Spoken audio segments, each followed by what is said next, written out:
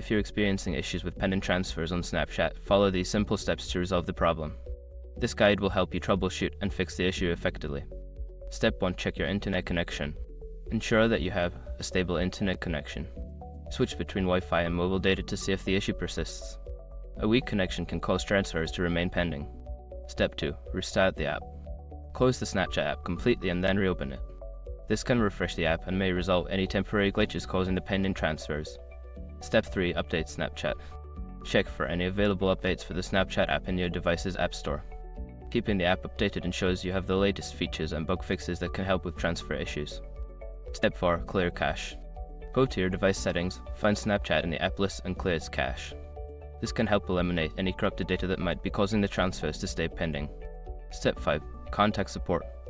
If the problem persists after trying the above steps, reach out to Snapchat support for assistance. They can provide specific guidance and help resolve any account-related issues. By following these steps, you should be able to fix the pending transfer issue on Snapchat. If problems continue, don't hesitate to seek further assistance from the support team.